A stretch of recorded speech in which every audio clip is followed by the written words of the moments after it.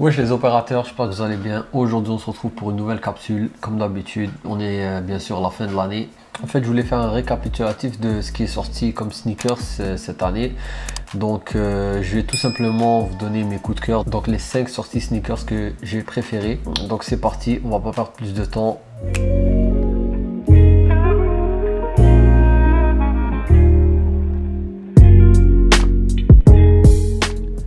Donc pour ce qui est de la première paire, j'en ai pas une spécifiquement à donner, mais c'est plutôt parce qu'il y a eu beaucoup de sorties cette année de cette paire là, et donc vraiment je tenais à mettre de l'avant cette paire justement. On l'a tous constaté, il y a eu énormément de sorties de Nike Dunk Low, et bien sûr dans ces sorties là il y a eu quelques coloris sympas. Je pense notamment à la Michigan qui est vraiment belle, et d'ailleurs que j'ai mis dans ma wishlist, donc n'hésitez pas à aller voir notre wishlist pour Noël. Je vous mets le lien juste ici.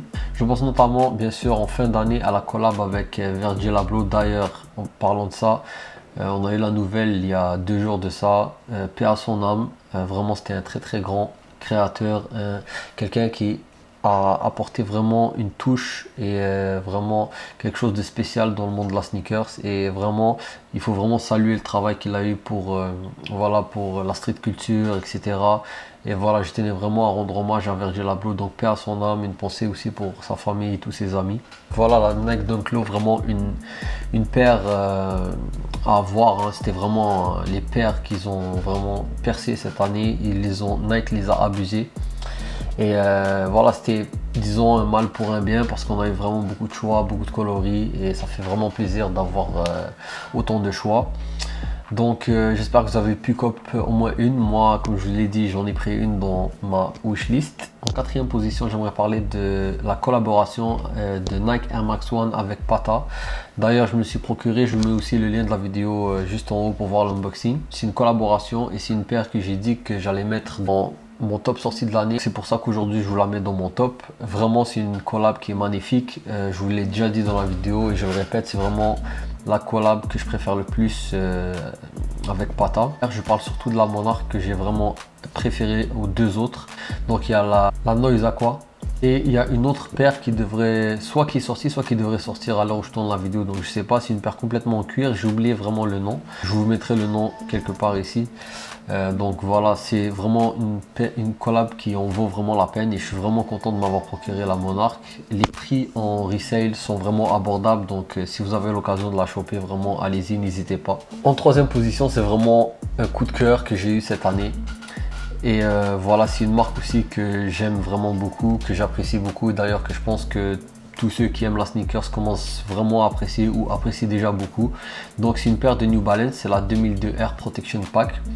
Donc elle aussi elle est en 3 coloris, et vraiment moi j'ai disons que j'ai 2 préférences dans les coloris. Il y a la full black et la grey que j'aime beaucoup. C'est une paire qui est vraiment juste magnifique. Elle est sortie au mois d'août. Il faut savoir que ce n'est pas une collab, c'est ça qui est fou dans cette paire, c'est que vraiment c'est pas une collab, c'est, disons, vraiment New Balance qui a décidé de la sortir, c'est-à-dire avec le design qui vient avec, etc. Et c'est vraiment quelque chose que peu de marques nous proposent, et c'est pourquoi je la mets aujourd'hui dans mon top. Vraiment, ça reste une paire extraordinaire. Bien sûr, elle aussi je l'ai mis à ma wishlist.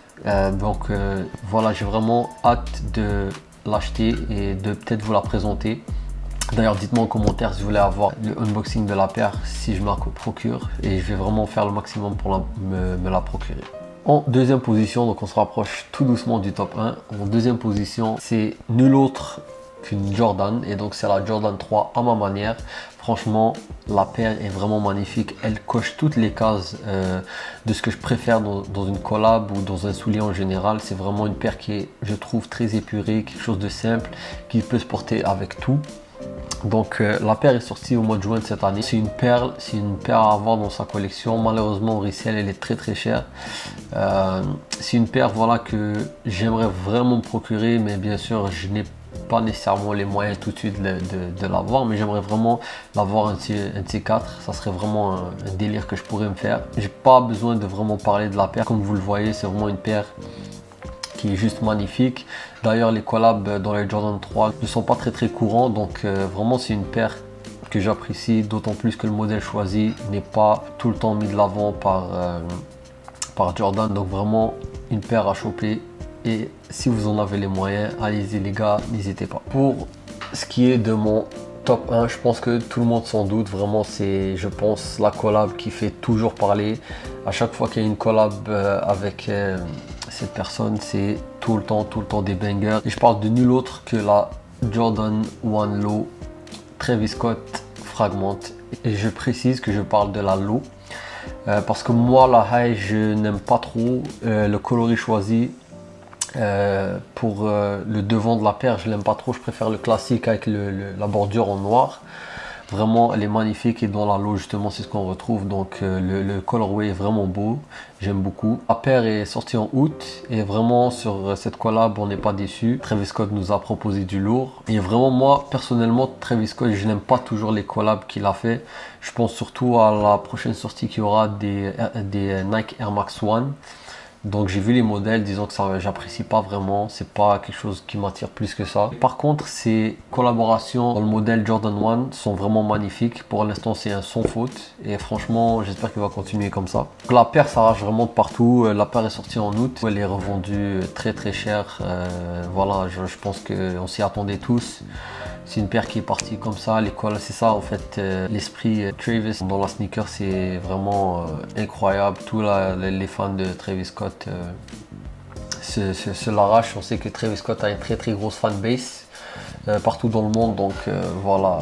C'est, disons, beaucoup de hype autour de la paire. C'est aussi ce qui explique le prix à la revente. Mais bon, disons que c'est pas une paire que voilà, je priorise ou que j'aimerais avoir, mais vraiment il faut avouer quand une paire elle est belle, il faut le dire. Et donc c'est pourquoi je la mets en top 1 de ma liste. Donc c'était tout pour moi, j'espère que vous avez apprécié la vidéo. Moi c'était un plaisir comme toujours. N'hésitez pas à vous abonner, à liker, à partager et à commenter la vidéo. Suivez-nous sur Instagram. Venez parce que je vous dis, comme d'habitude, il y a des trucs exclusifs dessus et ça nous fait plaisir de vous voir un peu partout sur les réseaux. Donc c'était tout, on se dit à la semaine prochaine, prenez soin de vous, peace les gars.